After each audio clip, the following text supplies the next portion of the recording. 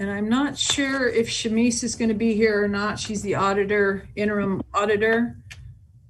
She has not been sworn in yet, but she can sit, just not vote. So 1, 2, 3, 4, 5, 6, 7, 8, 9. Yes, we have a quorum. Yep, we sure do. All right. So, Lillian, are you ready to take the roll, please? Or Dustin, either one. Oh, I'm ready, Donna. Commissioner Allman? Here. Commissioner Angelo? Here. Commissioner Barish? Here. Commissioner Liberty? Here. Commissioner Miller? Here. I'm only here till 1:30, just let everyone know, but I am here. Commissioner Rich? Here. Commissioner Riley? Here. And we have Commissioner Evian. I'm not sure if I'm pronouncing your last name right, Sherry, sorry. Ebiam. Evian. Yeah, that was good. I'm here. And Chair Moschetti. Present. And Commissioner Myrtle did let us know he was not going to be able to attend today. Thank you. And under items not on the agenda, I just have a couple things. First of all, Sherry, we would like to welcome you to our board, our committee. Thank you very much, taking the, I believe it's 3rd district seat. Second, there are 5 of us, excluding county seats, that have been on Measure B since the beginning. We should have all received emails that we need to re-up. So if you want to re-up, please let your supervisor know and fill out the form. If you do not want to re-up or you're questioning, please let your supervisor know either way. And the third thing is just a reminder, so I don't forget at the end of the meeting, our December meeting will be held on the 15th, not the 22nd. So it will be the 3rd Wednesday in December. Does anybody else have any items they would like to discuss at the moment? Hearing none. Lily, is there any community? No. Okay, moving on to our items. Items 3A, approval of the minutes from the August 25th, 2021 meeting. Has everybody read them? Does anyone have any questions, comments, etc.?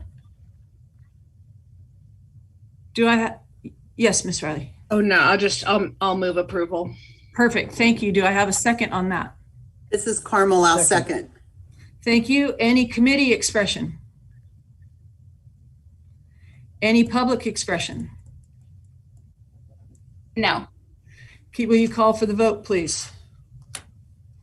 Commissioner Allman? Aye. Commissioner Angelo? Yes. Commissioner Barish? Yes. Commissioner Evian? Aye. Commissioner Liberty?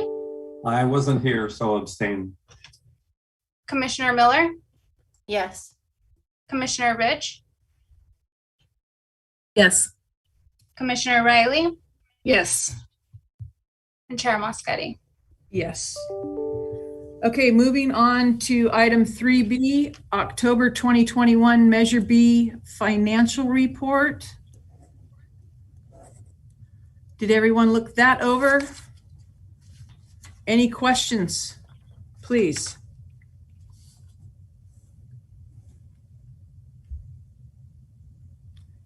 Any comments on it, Dr. Miller? Anything special we should be looking at? No change at this time. Andy's not here today. But nothing big that has changed, but we will let you know as we start adding the additional projects and that have been approved by the board. But nothing is pretty consistent to what it's been. Okay. Does any committee members have any questions, please? Hearing none. Anything from the community, please, Lily? Nope. Okay, item 3C, update and discussion regarding Measure B related items at the Board of Supervisors meetings. So the crisis respite that we voted for in our last meeting and passed was brought to the Board of Supervisors by Dr. Miller. It did pass the Board of Supervisors, so we will be moving forward on that. As far as the NAMI contract, we have put out recruitment for an executive director. We have received numerous applications, and we are in the vetting process as we speak. We have also have a meeting scheduled with members of our Native American communities regarding education, anti-stigma, and the best ways to serve their population. Also, there will be a grand opening at some point, probably towards the end of November. Since we don't meet in November, we will be sending out a notice for the Crisis Residential Treatment Facility. We are all invited. We can all attend. The just caveat for the Brown Act is we cannot get together in groups and talk business. So behavioral health will put out an invitation letting you know when that grand opening will be. Any questions on anything brought up there? Yeah, Sherry, I'm assuming you do. Yes.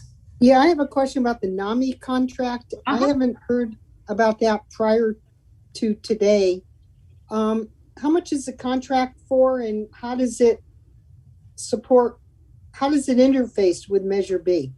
It was passed by, I will explain that all. It was passed by our committee, looking at last July, I believe, went to the Board of Supervisors and was passed there. It is community-wide, meaning Mendocino County-wide education, anti-stigma, prevention, everything, getting mental health out there and trying to serve the communities. It's a $700,000 contract over 2 years. And what's the, was there talk about what happens after 2 years? We are supposed to try to find a way, we're supposed to do grants, et cetera, and try to get funding to continue. Great. Thank you. You're very welcome. Thank you for the question. Donna, Yes. I just wanted to know, it's actually a 4-year contract. The committee voted to, it's a 4-year stigma reduction, education, and outreach is what we voted on. And then we put out a request for proposals. So there was an official request for proposals, and that went through, and NAMI won that proposal. It's a 4-year contract. The first contract we did was for a 2-year cycle, and we can renew it for an additional 2 years. But NAMI is supposed to be looking for grants and additional sustainability to be able to fund it going forward and continue to build up trainings, education, stigma reduction, and work with all of our outlying areas and really bring that cultural diversity, equity, and inclusion piece also to it. Thank you, Dr. Miller. Anyone else on anything that, yes, doctor? I don't remember about the crisis respite. Did we have a discussion at the last meeting? Yeah, that was Mark Myrtle. Commissioner Myrtle brought it forward. That's right. Yes. Over on the coast. Over on the coast. I'm sorry. I probably did not say Fort Bragg. I'm sorry if I didn't say that. That's okay. But I had an inkling that that was medical respite as well. Is that true? I believe it's just crisis is what we had. Dr. Miller probably knows more about that since she presented it. Yes, it's just crisis respite. No medical respite was built into that model. Okay, I was confused. Thank you. Yes, Commissioner Evans. Is there a location for that respite? Dr. Miller? Yeah, there's a building that the hospital on the coast was allowing Redwood Community Services to rent. It's right sort of in the same vicinity on the grounds where the hospital is, that will be renovated. So it's right in that same vicinity, and it is a building that the Coast Hospital owns, and it will be renting to Redwood for those services, and they will be renovating it to be able to operate a crisis respite out of that facility. And was the cost of renting that building included in the request for funding? Yes, it was. Yeah, the way the cost works is yes, the cost of rent is included in the overall operational cost with the agreement for Measure B to pay to up to $240,000 a year, and RCS to come up with additional funding by billing Medi-Cal, Medicare, private insurance, or alternate funding resources to be able to make up the funds for the additional operating costs. Great, thank you. Any further questions regarding the update? Seeing none, any community, Lillian? No. Okay, on to 3D, discussion, and possible action regarding the request of funds for the crisis intervention training to be held on December 1st through 3rd, 2021. Commissioner Allman, please. Yes, good afternoon and thank you. Certainly with the pandemic, it's put everybody in lagging in our critical incident training plan that we had. When we first started Measure B, our plan was to train between 30 and 50 law enforcement and firefighters, first responders, nurses, and so forth a year. But over the last 18 months, we've been unable to do that for obvious reasons. So now it's coming back up. Post has still not reimbursed us for the last. They don't reimburse full. They just do a partial reimbursement. But the state, which does law enforcement reimbursement, is not quick on their reimbursement. So the sheriff has asked for this funding to proceed so we can have the training. Unfortunately, because of social distancing, we can't use a training center. So it has to be done at a location which will be the Ukiah Conference Center, which we do have to pay for. We get a little bit of a discount, but not a lot. And so that I'm asking for the funding on this so we can continue with our training for first responders. Thank you, Commissioner Allman. Do I have any committee comment? Yes, Commissioner Rich, you're muted. I have a couple of questions that I'd like clarification on. One, who's the audience attending, and is it open more broadly than just the sheriff's office? And two, could you talk a little bit more about this, why the social distancing doesn't work in the training center?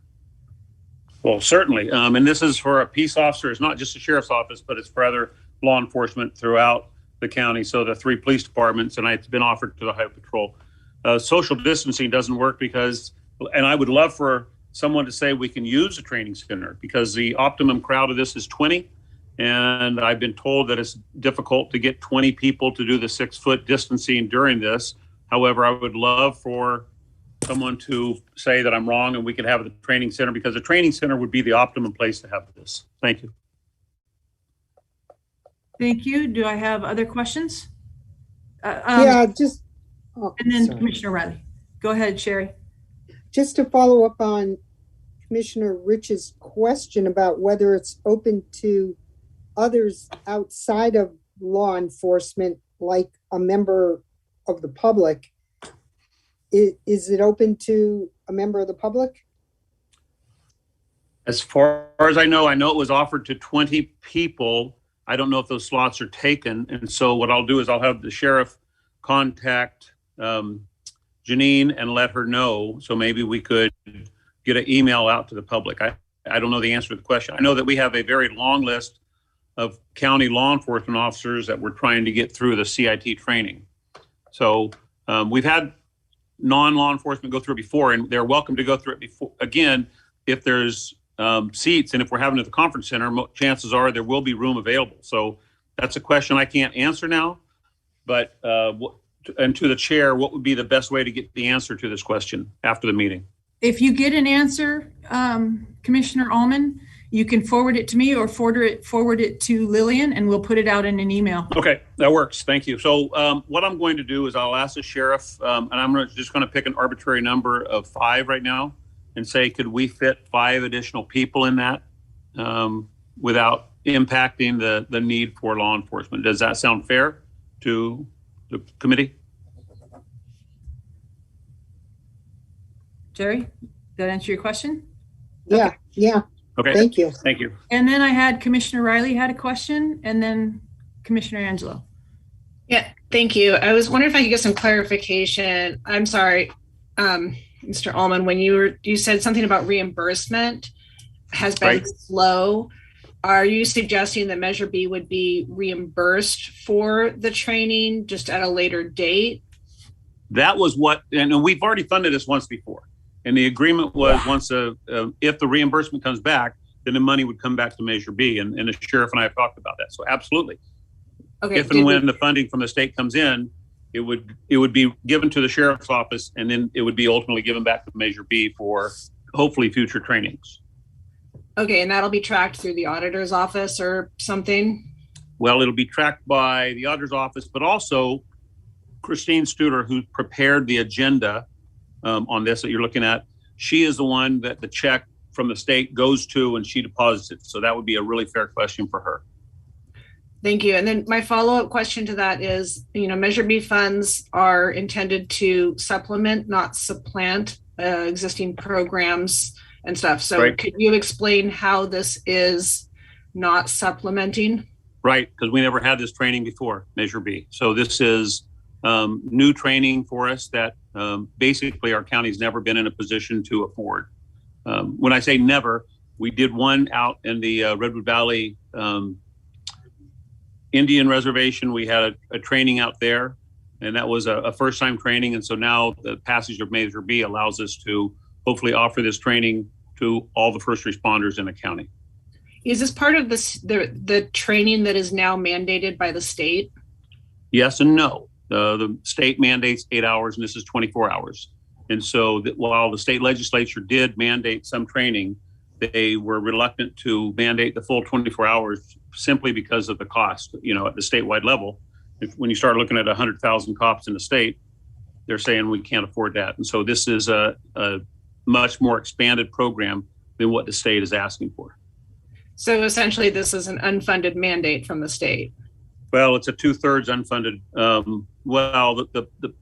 The state's saying in 8 hours we can get what we need, but I think it's fair to say that anybody who's been through this training in Mendocino County realizes that this training is well above the standard level of training. This is I think I've said this at a training or a Measure B meeting before, but I've talked to the attendees of this training. Usually when you talk to cops who have been to training, they roll their eyes and say, I can't believe I had to do this for 3 days. And I have never heard that. I've heard cops and firefighters coming out and saying, literally, this is the best mental health training I've ever had in my career. So this is really and truly what the part of the foundation of Measure B is. Thank you very much. Thank you. Commissioner Angelo. Yeah, good afternoon. So we have obviously powered down through COVID all of our buildings. As you know, the admin center will remain closed until January 1. But I think with a training of only 20 people at the training center, I would wonder if it could be used. And I would ask Dr. Miller, as I recall, Tom, I think 73 people is the max in that training center. I don't remember the exact number. But that's shoulder to shoulder, yes. Yeah. So if you're talking 20 people, and I don't have a good memory on the footprint of that training center. But if there's only 20 people, and maybe 25 if you're going to let members of the public in, and then a trainer, and I don't know how many trainers you're talking, it might be possible to use the training center.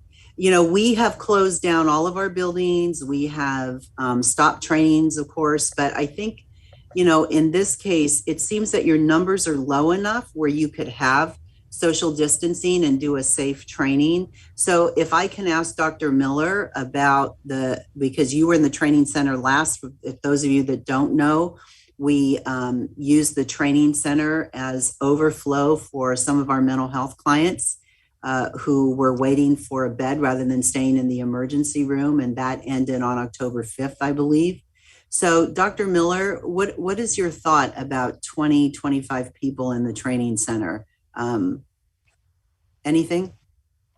I think 20 or 25 you could make work with social Perfect. distancing. I wouldn't go above that because you're going to have your guest speakers come in, but I think having the speakers on the stage guest speakers back towards the back, and you could put some chairs there for people to sit while they're waiting to speak. And you, with the chairs and tables, I think we could easily get 20, 25 in there set up right. Yeah. So Tom, just be sure that the sheriff knows that, we're limiting it to 25 because of the social distancing, but that if you want to go ahead and do the training there, and I don't know, I'm sorry, I don't have the item in front of me, so I don't know the date, but I think you're good to go. Okay, December 1st through 3rd, and this is the best news I've heard in like 2 months. So thank you very much. Yeah, no, I think you're good to go, and nice to see you, Tom. Well, it's nice to see you, Carmel, and to the committee. This is the entire purpose of the training center. This is basically going to be a rollout of what the training center and what Measure B represents. So I certainly would appreciate your support on this vote. Thank you. Anyone else? Yes, Sherry. Will the mobile outreach teams be invited to participate in this training? That I don't know the answer to. I will ask the undersheriff. The undersheriff Brewster is the one who's coordinating it. I'll certainly make sure that they're available to go out there. But one would hope that this training is something they've already had. One could only hope. Thank you. Anything else?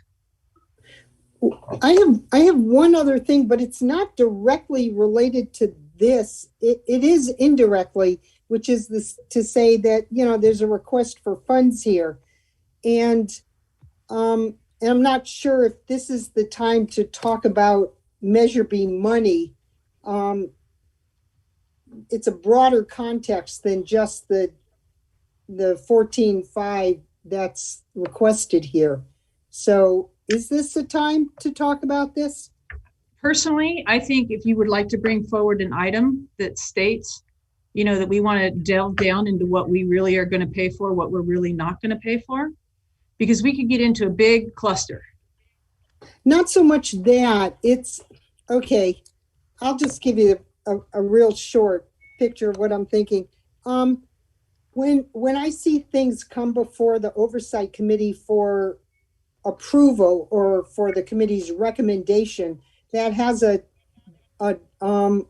financial component to it, I've always wondered how a committee member could make a determination as to whether or not Measure B could support, not support as in we think it's a good thing, but support as in, is there enough money available for this? Now, obviously, in this request, it's not a lot of money, but there will be items that come before the committee that do have a much larger financial impact. Right. And because there is as yet, no financial plan that connects to the strategic plan, so Sherry, I wonder how to make that determination. I would bring forward an item. It's not okay. Discussion today because it's not on our agenda. Gotcha. Good. Thank you. Okay. Thank you. Any other comments? Okay. As the NAMI representative, I do totally agree with Commissioner Allman that 8 hours is not enough. NAMI has presented at this the last 4 times. It has been held 4 times, twice out at Consolidated, once over in Mendocino, and the last one at Carl Purdy Hall. And we always attend, we always speak. That being said, as last time, we have not changed our position as we do not think Measure B should pay for it. It has benefits to both the mentally ill and both public safety and first responders. I would hope that if law enforcement, as first responders, not just putting it on law enforcement, would have a training budget and that they would want to hold these trainings. And behavioral health dollars have been used for the last 4. So that's just my comment on that. And Commissioner Allman, if you have any comments on that, please let me know.